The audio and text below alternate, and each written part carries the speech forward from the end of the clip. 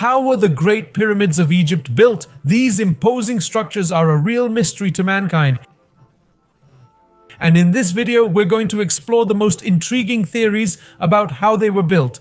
Prepare yourself for a fascinating journey through the history and engineering of ancient Egypt. Today, we're trying to understand one of the greatest mysteries of humanity, which scientists have been trying to unravel for centuries with relentless study and research.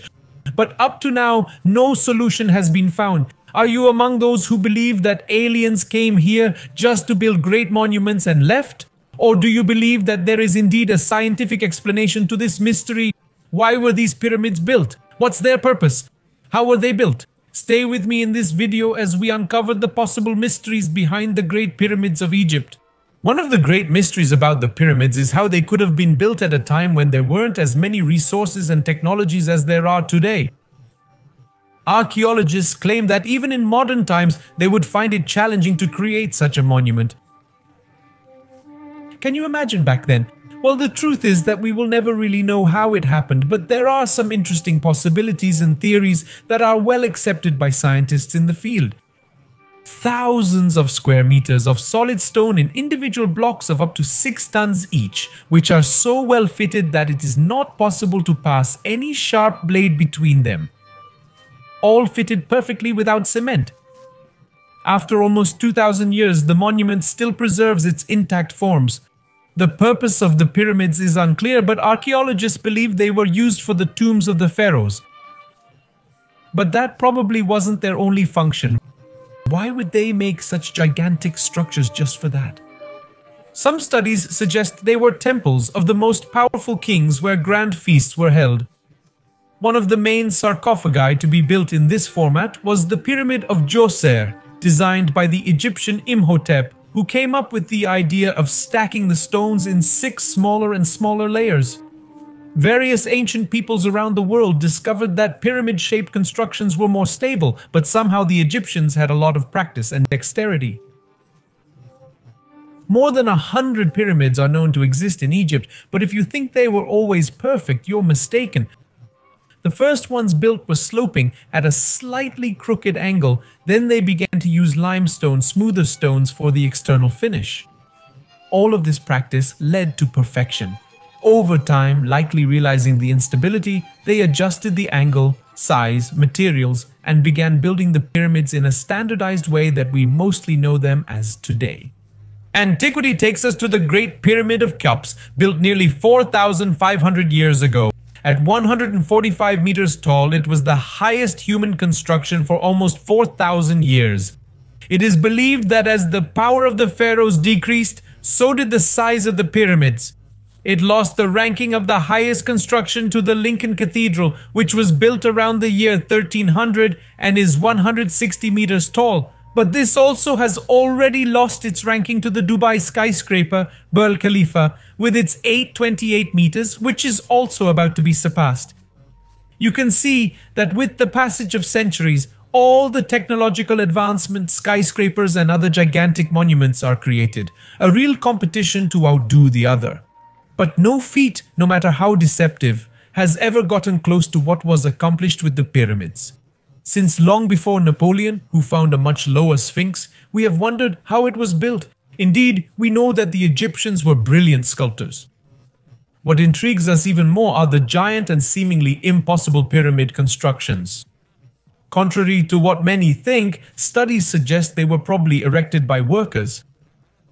Can you imagine how the ancient Egyptians stacked those giant stones that high?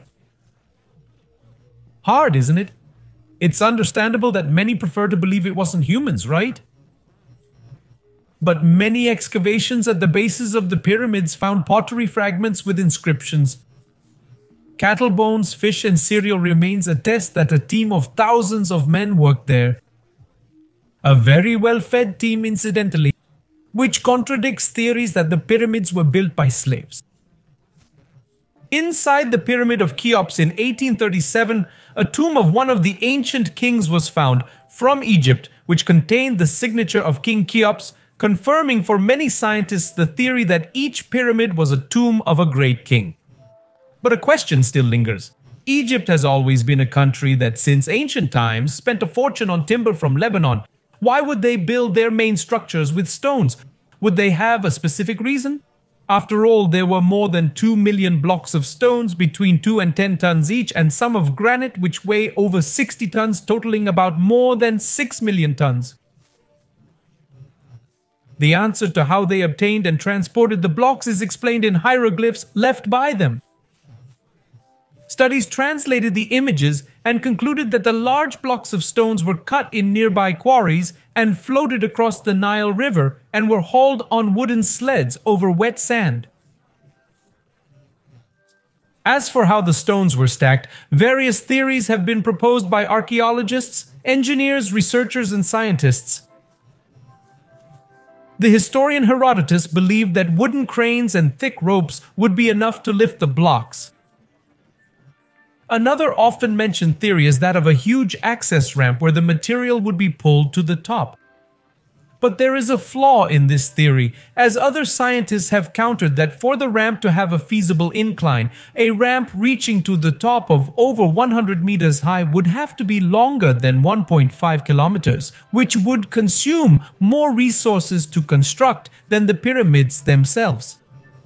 Another theory involving ramps is that a spiral was built around the pyramid, but this was also not accepted, as such ramps would lack anchoring support and would not allow the structures to be at right angles. In 2006, more researchers joined in and proposed other theories. According to him, the stones were transported against us through tunnels created inside the pyramid, a system that would explain a series of marks at the entrance of the king's chamber. However, when asked where the access tunnels leading to the top would be, they couldn't explain it right away, but after several years of study and research, they found a density study of the pyramids, which identified hollow areas inside them where the tunnels could potentially be, supporting their theory. But of course, studies and theories keep emerging up to this day. Although many people work hard to unravel this great mystery, we know that we can't really know how they were built. Who knows, maybe in the future concrete discoveries will be made, right? But we can believe that regardless of what happened at the time, the Egyptian pyramids are undoubtedly one of the most extraordinary works ever accomplished by man. And for you, are these theories valid, or do you believe in other hypotheses? Thanks for staying with us till the end, and see you in the next video.